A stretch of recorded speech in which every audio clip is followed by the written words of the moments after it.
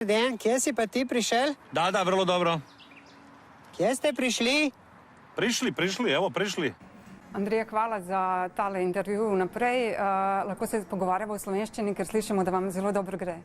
Apsolutno, ja govorim slovenački vrlo dobro. Iako me ljudi, da kažem, u tom smislu mi ne veruju, međutim, ja svakim danom dokazujem da sam sve bolji i bolji. Kako danas prelazite granicu? Da li vas prepoznaju? Imam jednu priču da vam ispričam. Ja sad dolazim na aerodrom ovdje u Ljubljani i bio je jedan stariji čovjek i bio je jedan mladić. Ovako, obojica su Slovenci i ovaj stariji čovjek je rekao o mladiću, on onako lep, jedan fini momak. I on mu kaže, pa ti znaš ko je ovo? A ovaj mladić kaže, pa naš Andrija. I to je meni bilo, to sam posle zvao sve svoje prijatelje da im kažem, nisam imao bolji, da me neko bolje častio u Sloveniji od toga da sam eto i za te mlade ljude njihov. Reklo bi se da se u Sloveniji dobro osjećate. Sloveniju izuzetno volim, osjećam se u Sloveniji da sam u svojoj kući, ovdje sam doživio samo dobre stvari i nekako sam, sticajem okolnosti, možda i preko tog skeča postao jedan, da kažem, vrlo pozitivan promoter Slovenije i to na svoju ruku. Pita čovjek odakle dolazimo. Da, pardon, gospodiček, prihajamo iz Belgradao. Otišli ste korak dalje i formirali pozorište humora, pozorište komedije. Kako ste se odlučili na taj potez i da li se možda, kako gledate 6 godina kasnije na to?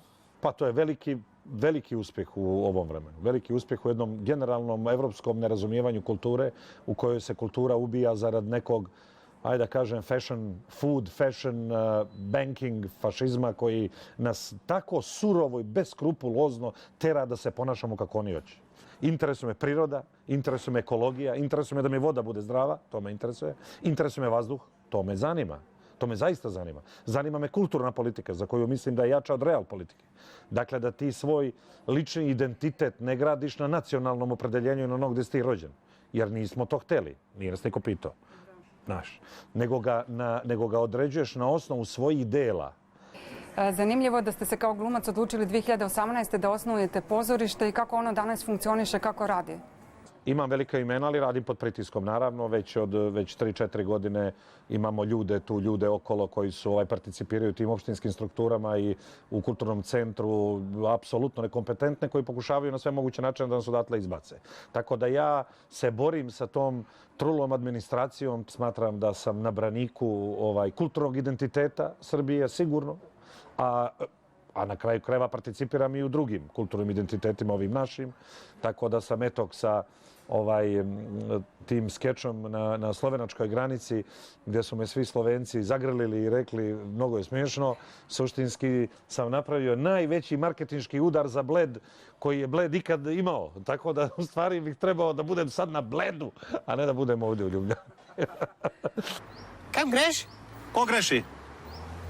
Gde ideš? Gde ideš, te pita čovjek. Na Bleda. Bled. Jezirja. Vodaja. Unutra ribov. Plivaja. Imaju peraja. Na Triglav. Teatar na Brdu odlično sarađuje i sa pozorištima u regionu.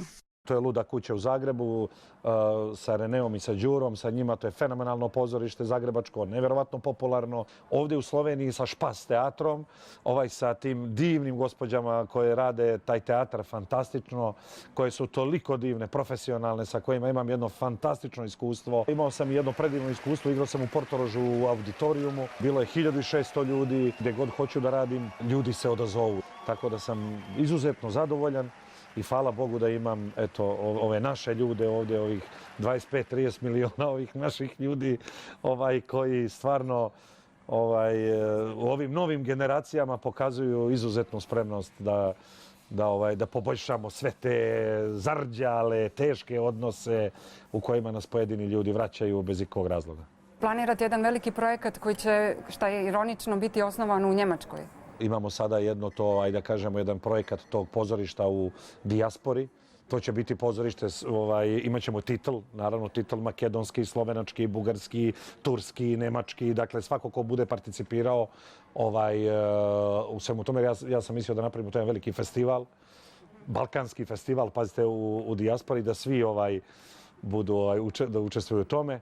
da širimo ljubav, da širimo poštovanje, prijateljstvo. Kako komentarišete erupcije i osjećanja koji su izazvali studenti u Srbiji posljednjih mjeseci sa svojim demonstracijama? To su demonstracije najpametnijeg, najumnijeg dela zemlje. Ko sam ja da im se protivim? Naravno, morate to podržati. A s druge strane, takvo vam je brušenje demokratije. Kako mislite vi da brušite demokratiju, da nikog ništa ne pitate? Znači, morate slušati ljude da vidite šta neko hoće. Ne možete samo da dođete, mi okrećite kuću, da mi razvalite dvorište i da mi, ne znam ja, namećete neke namete i nemam pojma šta, da me ne pitate ništa. Onda to, kakav je to sistem? Feudalni. I mi se konstantno susrećemo sa tim kvazi elitama gdje te glave neke idu okolo i pričaju gluposti, a tove se moći zato što nemaju savesti, nemaju nekog unutrašnjeg ljudskog ritma, nego prosto uzimaju, otimaju i to je to. Tako da mi danas, da kažemo, moramo kao ljudi se izboriti makar za tračak svoga mišljenja, znate, i da je to nešto što može da to odredi kao čovjek. Andrija ima i svoju omiljenu riječ na slovenačkom. A, žmrlj. Žmrlj. Čmrlj, izvini, pa to mi reci, pa što mi nisi rekla? Koliko vas je roditeljstvo promijenilo? Ja sam odrastao na planini, ja sam konja naučio da jažem s 11 godina, kosio sam s 12 godina, mogu da živim i bez glume, mislim, imam skillseve da mogu da preživim i jer sam naučio to od mojih babe, dede, ujaka i tako dalje. Radovao sam se tom roditeljstvu i radujem se i sada, Relja raste, smatram da to čovjeka puni. Ja lično sam doživio jednu katarzu sada, prosto zbog toga što sam shvatio da nemam više vremena za kalkulacije, nemam vremena za digitrone, nisam nikad imao što se toga tiče, ali moram ići dalje jer moram da ostvarim ono što sam htio. Koja je vaša najmilija riječ, šta smo rekli? Čmrlj, bre! Još žmrlj, šta je? Pa da, mislio sam da je žmrlj, ajde. Nek se ovo ubaci, slobodno u emisiju, ne moraš uopšte ništa ovo da... Dakle, čmrlj, to sam teo da kažem. Čmrlj, bumbar. Hvala za razgovor.